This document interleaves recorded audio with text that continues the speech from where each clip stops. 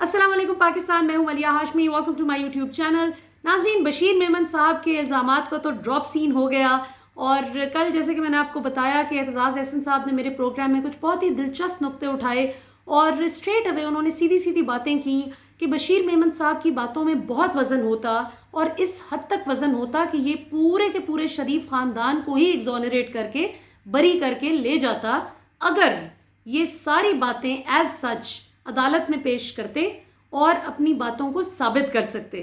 जिस तरह एतजाज़ साहब ये भी बात किया करते थे कि जो जज अरशद मलिक मरहूम की वीडियो की बात मरियम करती हैं, जो नासिर जंजुआ साहब और नासिर भट्ट साहब, दो नवाज शरीफ साहब के बहुत ख़ास बंदे जिन्होंने मरियम साहिबा को वो नाजेबा वीडियो जज साहब की पहुंचाई उन तक, और मरियम साहिबा, नासिर जंजुआ और नासिर भट्ट, ये तीन लोग हैं जिन्होंने वो नाजेबा वीडियो देखी भी अपेरेंटली।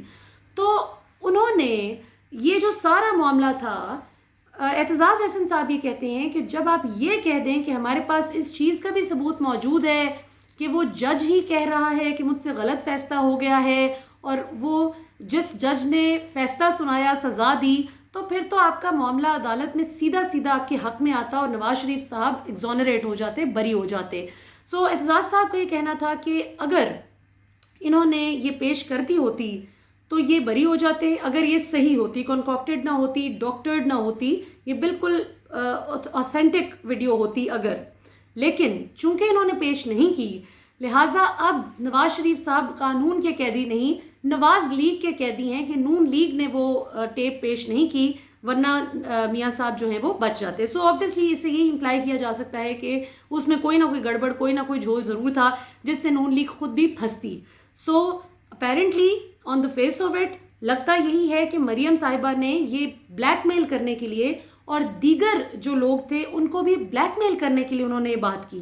यानी जो प्रेस कॉन्फ्रेंस अगर आपको याद हो जिसमें शहबाज शरीफ साहब बिल्कुल ला ताल्लुक होकर बैठे हुए थे और बिल्कुल वो बल्कि अनॉयड थे, अगर आप उनके फेशियल एक्सप्रेशंस पे गौर करें तो बड़े इनडिफरेंट और बड़े गुस्से में थे कि ये क्या फजूल हरकत हो रही है। सो उसमें मरियम साहिबा गरज चमक कर जब कह रही थी कि किसी ने नेस्टी प्ले करने की कोशिश की, तो फिर मेरे पास और भी बड़े बड़े लोगों की और भी बड़ी बड़ी वीडियोस और भी बड़े बड़े सबूत मौजूद हैं जो मैं अभी चाहती नहीं कि जिनके मैं नाम लूँ। तो एतजाज़ एहसन साहब को लगता है कि शायद बशीर मेमन साहब भी उन लोगों में से एक हैं जिनकी कोई ऑडियो या वीडियो टेप मरियम साहिबा के पास मौजूद है जिसकी बुनियाद पर उनको ब्लैकमेल किया गया। ये पॉइंट ऑफ व्यू था एतजाज़ एहसन साहब का। बातें तो उन्होंने और भी बहुत सी की जो मैंने आपको सहरी के बाद जो वीडियो आज लगी थी उसमें सारी मैंने आपको तफसील बताई। लेकिन इस वक्त जो हम बात करेंगे वो इस बात पर करेंगे कि बशीर मेमन साहब ने ये यू टर्न क्यों लिया। बड़ा दिलचस्प सवाल है कि क्यों ये यू टर्न लिया। और दूसरी बात, अभी जो सोशल मीडिया पर ताज़ा तरीन बहस छिड़ गई है, फिरदौस आशिक इवान साहिबा ने अपेरेंटली किसी रमज़ान बाज़ार का विज़िट किया जिसमें गला सड़ा फल था, up to the mark quality नहीं थी फल की, तो उन्होंने असिस्टेंट कमिश्नर जो थी सियालकोट की उनको खरी खरी सुना दी और उनका लबो लहजा काबिल एतराज़ था। अब इसमें अगर आप उनके लबो लहजे पर एतराज़ करें तो 200% मैं आपके साथ खड़ी हूँ, और आज की नहीं, हमेशा से उनके लबो लहजे का बड़ा मसला रहा है। अभी तो वो फिर भी बहुत इंप्रूव कर गई हैं, पहले तो बिल्कुल ही उनको पता नहीं चलता था बात करते हुए, अब तो फिर भी वो बहुत बेहतर हो गई हैं। इसके बावजूद हाँ, ये बात कि सरकारी अफसरान आपके ज़ाती मुलाजिम नहीं, बिल्कुल दुरुस्त बात, उनसे तमीज़ से बात करनी चाहिए, बिल्कुल दुरुस्त बात। बल्कि मैं तो इससे भी आगे की बात करती हूँ कि हर शख्स से तमीज़ से बात करनी चाहिए, चाहे वो चपड़ासी है, माली है, चौकीदार है, नाई है, प्रेसिडेंट है, प्राइम मिनिस्टर है, मिनिस्टर है, कोई एमपीए है, एमएनए है, डॉक्टर है, टीचर है, जज है, फौजी है, कुछ भी है, वकील है, कोई भी है, हर इंसान की इज़्ज़त है। हाउसवाइफ है कोई खातून, कोई कुछ भी करता है, अल्लाह ताला ने हर शख्स को बाइज़्ज़त पैदा किया है। सो हर शख्स का एक दूसरे पर हक है कि उनसे इज़्ज़त से बात की जाए। तो हाँ, बिल्कुल ब्यूरोक्रेसी से अगर आपको कोई शिकायत है आप उनको सरजनिश करें, लेकिन इज्जत के साथ करें। लेकिन मरियम साहिबा ने भी ट्वीट किया और उन्होंने कहा कि ये कोई ज़ाती मुलाजिम नहीं, आपके लगे हुए सरकारी मुलाजमीन, और आप उनसे इस तरह बात करें, इतना पढ़ लिख कर ये आते हैं और आपने इस तरह से बात की है, आपको माफ़ी मांगनी चाहिए वगैरह वगैरह। सो हाँ, लबो लहजे पर आपको एतराज़ बनता है, लेकिन ये कहना जो अगली ट्वीट में उन्होंने बात की कि आपकी अपनी नालायकी नाअहली है, उन पर गुस्सा ना निकालें माजरत के साथ।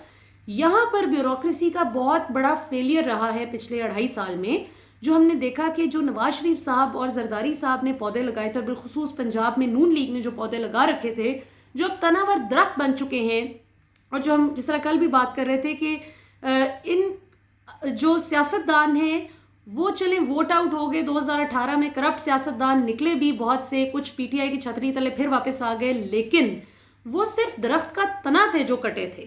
اصل درخت کی جو جڑ ہے، کرپشن کی جو جڑ ہے، وہ یہ بیوروکریٹس ہیں جن کو کھاتا ہے تو کھلاتا بھی ہے، جو ممکن بناتے تھے فائلز پہ گڑبڑیں کر کے، کوئی فائل گھما پھرا کے، کسی فائل پہ سائن نہ کر کے، کسی فائل پہ سائن کر کے، اور کسی فائل کو آگ لگا کر. یہی وجہ ہے کہ ہم نے ابھی اسلام آباد راول پنڈی کی بھی رنگ روڈ والا جو قصہ شروع ہوا، وزیر اعظم صاحب کو پتہ چلا کہ اس میں کرپشن کا معاملہ چل رہا ہے، تو ساتھ ہی اگلے دن ہم نے سنا کہ جی اس کے ریکارڈ کو بھی آگ لگ گئی ہے. سو ان کو سرزنش نہ کریں سیاستدان تو بھی گالیاں کھاتے ہیں، اور اگر کریں تو بھی باتیں سنتے ہیں. سو ہاں، اپنی ٹون کو ضرور چیک کرنا چاہیے. Every politician must watch their tone, کہ ان کی طرز تخاطب سے کسی کا دل نہیں دکھنا چاہیے. لیکن صاحب یہ نہ کہیے کہ آپ بیوروکریٹس کو پوچھ نہیں سکتے. پوچھ گچھ کرنا جو ہے وہ سیاستدانوں کا فرض ہے، بالخصوص جو منتخب حکومت ہے وہ عوامی مفاد میں کیوں نہ سوال کرے. اب ذرا چونکہ مریم صاحبہ نے بات نکالی ہے تو تھوڑا سا میں آپ کو سناتی ہوں کہ رانا ثناء اللہ صاحب آج سے چند دن قبل کیسے سرکاری افسران اور ان کے بچوں کو دھمکا رہے تھے، مخاطب کر رہے تھے. ذرا سنتے ہیں اور پھر بشیر میمن صاحب پر آتے ہیں کہ انہوں نے یو ٹرن کیوں لیا، کیونکہ بہرحال وہ بھی ایک سرکاری افسر ہی تھے. ذرا سنتے ہیں رانا ثناء اللہ صاحب گفتگو فرما رہے ہیں، اپنی پریس ٹاک میں مخاطب کر رہے ہیں سرکاری افسران کو. Let's hair it out. کل کو چیف سیکرٹری صاحب آپ کو اس بات کا جواب دینا پڑے گا. یہ دوبارہ شروع کرتے ہیں. کل کو چیف سیکرٹری صاحب آپ کو اس بات کا جواب دینا پڑے گا. آپ نے ادھر ہی رہنا ہے، آپ کے بچوں نے بھی ادھر ہی رہنا ہے. اس کے بچے تو ادھر نہیں ہیں اور باقی زندگی شاید اس نے بھی ادھر ہی گزار دی ہے. کمشنر لاہور صاحب آپ نے بھی ادھر رہنا ہے، آپ نے سروس بھی کرنی ہے. ٹھیک ہے جی، تو یہ گفتگو سنی آپ نے کہ چیف سیکرٹری صاحب آپ کو بھی جواب دینا ہے اور کمشنر لاہور صاحب آپ نے یہیں پہ سروس کرنی ہے. اور عمران خان کی وہ بات کر رہے ہیں کہ ان کے بچے بھی باہر ہیں، یہ بھی باہر چلے جائیں گے، سو آپ اپنی سروس کی فکر کیجئے. سو یہ کیا بات تھی؟ یہ معاملہ اس پر تھا کہ جی آپ شریف خاندان کو چھیڑ ہلا نہیں سکتے. یہ جو ان کی ناجائز قبضہ، وہ جب رائیونڈ کا آپ کو یاد ہے وہ زمین کا سارا معاملہ ہوا تھا اور اس پر جو ایکشن لیا گیا تھا، تو وہاں پر یہ خیر سے پنجاب کی بیوروکریسی کو دھمکا رہے تھے. سو اپنا عالم ان کا یہ ہے. اب آتے ہیں ذرا بشیر میمن صاحب پر، کیونکہ اعتزاز احسن صاحب نے جو کل میرے پروگرام میں بات کی، انہوں نے کہا کہ ان کے تانے بانے نون لیگ کے ساتھ جڑتے ہیں اور یہ کہ نون لیگ کو ڈائریکٹ فائدہ ہوتا رہا پچھلے پورے جتنا بھی ماضی آپ دیکھیں زرداری پر جتنے بھی کیسز بنے اس میں ان کا بڑا رول تھا. اب یہاں پر اعتزاز صاحب سے میں اس حد تک تو اتفاق کرتی ہوں کہ ٹھیک ہے نون لیگ نے اپنے ایڈوانٹیج کے لیے ان کو یوز کیا ہوگا، لیکن یہ بھی کوئی اچنبے کی بات نہیں کہ زرداری صاحب پر یا خورشید شاہ پر کیسز کیوں بن گئے. وہ جو میٹر ریڈر تھے وہ کہاں سے ارب پتی بن گئے؟ سوال کرنا تو بنتا ہے. بھلے نون لیگ ان کو یوز کرتی یا نہ کرتی، کوئی بھی ایماندار افسر بھی زرداری سے یا خورشید شاہ سے سوال کرنے کا حق تو رکھتا ہے. ادارے حق رکھتے ہیں کہ وہ سوال کریں، خاص طور پر ایف آئی اے جو آپ کی فیڈرل انویسٹیگیٹو ایجنسی ہے. لیکن وہی بات ہے نا کہ ایک دوسرے کو اوپر سے مارتے بھی تھے اور اندر سے ملے ہوئے تھے. So you scratch my back, I scratch yours. ایک دوسرے کے خلاف انہوں نے مقدمات بنا رکھے تھے اور عوام کو بے وقوف بناتے تھے کہ ایک حکومت میں آتا تھا، اپوزیشن میں جا کر دوسرا بندہ اس کو گالیاں دیتا تھا، پھر اپوزیشن والا حکومت میں آتا تھا، حکومت اپوزیشن میں چلی گئی. اس طرح سے بندر بانٹ چل رہی تھی. اب عمران خان کے آنے سے یہ ہوا ہے کہ بیوروکریسی ابھی بھی ان کی جو کرپٹ بیوروکریسی ہے، سارے بیوروکریٹس نہیں لیکن بہت سے کرپٹ بیوروکریٹس جن کا 35-40 سال پہلے جو پودے لگائے تھے انہوں نے نون لیگ اور پیپلز پارٹی نے، وہ اب تناور درخت بن چکے ہیں اور وہ آج بھی ان کے غلام ہیں. آج عارف حمید بھٹی صاحب نے میرے پروگرام میں، television program power show with Maliha Hashmi public news پہ سیٹرڈے سنڈے رات 10 بجے لگتا ہے، اس میں مجھے عارف حمید بھٹی صاحب نے بتایا کہ شہباز شریف صاحب سے تقریباً 21ویں گریڈ کے کچھ بیوروکریٹس ملے ہیں اور 22ویں گریڈ کے، جنہوں نے مل کر ذرا بات چیت کی ہے. اور 21ویں گریڈ کے بالخصوص جو پنجاب کے کرتا دھرتا کچھ بیوروکریٹس ہیں، انہوں نے بات چیت کی ہے اور انہوں نے کچھ ایسے ریکڈز پہنچائے ہیں، پروفس دیے ہیں شہباز شریف صاحب کو، جو کہ کل کو پی ٹی آئی کی حکومت کے اگینسٹ یوز ہو سکتے ہیں. بزدار کے اگینسٹ ہوگا، کچھ ان کے دیگر پروونشل منسٹرز کے اگینسٹ ہوگا. تو جس پر شہباز شریف صاحب ابھی اپنی نمبر گیم تو پوری کر رہے ہیں، لیکن انہوں نے کہا کہ فی الحال خاموش رہیے. بزدار کا پنجاب میں رہنا، وزیر اعلیٰ پنجاب کے طور پہ رہنا ہمارے لیے بہت فائدہ مند ہے، کیونکہ اگر کل کو کوئی وائبرنٹ، کو بہت پڑھا لکھا، کوئی ایسا امپریسو بندہ آ جاتا ہے پنجاب میں جو کہ میرے پرانے امیج کو توڑ کر رکھ دے اور بزدار والا بھی جو سارا ایفیکٹ ہے اس کو نلیفائی کر دے، تو یہ بیڑا غرق ہو جائے گا ہمارا. سو بزدار کا پنجاب میں رہنا ہمارے لیے بہت اچھا ہے. پاکستان تحریک انصاف کے لیے کیا ہے وہ خود فیصلہ کریں، لیکن ہمارے لیے بہت اچھا ہے. یہ نون لیگ کی سوچ ہے، اینڈ رائٹلی سو. میں اگر نون لیگ کی جگہ ہوتی تو میں بھی بالکل یہی سوچتی. یہ بالکل ویسے ہی ہے کہ اگر کسی کا کوئی کمزور پلیئر کھیل رہا ہے دوسری سائڈ سے، تو میں چاہوں گی کہ وہی پلیئر کھیلتا چلا جائے، اچھا پلیئر نہ آئے، اور میں کمزور پلیئر کو ہی شاباش دیتی رہوں گی کہ ہاں ویری گڈ ویری گڈ، تم ہی رہو، تم نے پچ نہیں چھوڑنی.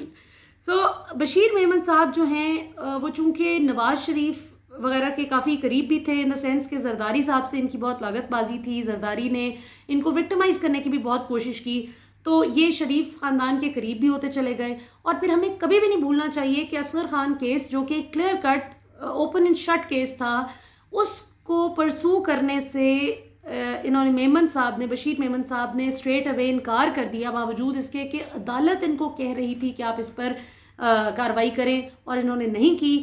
لہٰذا یہ کنٹیمپٹ آف کورٹ، توہین عدالت کے مرتکب ہوئے. سو یہ وہ باتیں ہیں کہ جس شخص نے توہین عدالت قبول کر لی لیکن شریف خاندان کو نہیں چھیڑا ہلایا، کہ جہاں پہ نواز شریف صاحب کا پول کھل جاتا قانونی طور پر.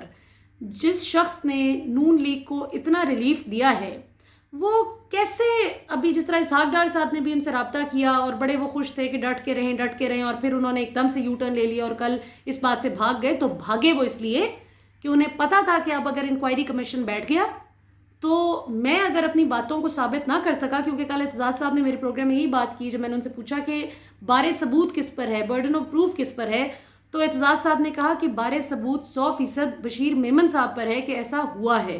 سو ان کو ثابت کرنا ہے کہ یہ ساری باتیں ہوئی ہیں، اور ان کی باتیں قانونی طور پر اس لیے بھی کمزور ہو گئی ہیں اب کہ انہوں نے اس وقت رپورٹ نہیں کیا، اس وقت نہیں بتایا اگر یہ ہوا تھا، جس سے یہ صاف پتہ چلتا ہے کہ ایک طرف وہ اتنے تگڑے تھے کہ اپنی ریٹائرمنٹ سے 15 دن پہلے وہ ریزائن کر دیتے ہیں کہ جی مجھے OSD لگا رہے ہیں، بے عزت کر رہے ہیں، مجھے اسٹیبلشمنٹ ڈویژن میں پھینک رہے ہیں، OSD لگا رہے ہیں.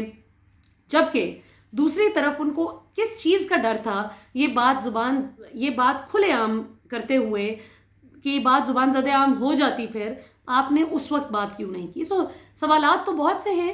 اور قاضی فائز عیسیٰ صاحب کے حوالے سے بھی اعتزاز احسن صاحب کا کہنا تھا کہ یہ بہت ہی غلط پریسیڈنٹ سیٹ ہوا ہے، اور اس فیصلے کے بعد اب کوئی بھی جج، میں اگر آپ مجھے جج لگا دیتے ہیں اور میں حرام کمائی کرتا ہوں، باہر کے ایسے کوئی انلیجٹمیٹ مینز ہیں، ناجائز ذرائع ہیں جن سے میں پیسہ کماتا ہوں، ناجائز پیسہ بناتا ہوں، تو کوئی بھی اب مجھے پوچھنے والا نہیں رہا.